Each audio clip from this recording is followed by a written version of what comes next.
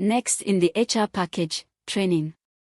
HR sets up training programs, enrolls staff, and records completion with certificates. We are signed in as Funk, the HR officer. First, we create a new program and fill in every detail.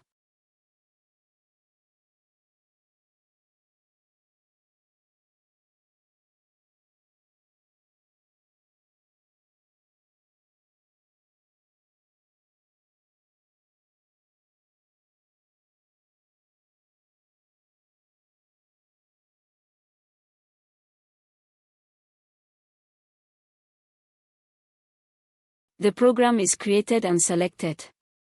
Now we enroll staff onto it.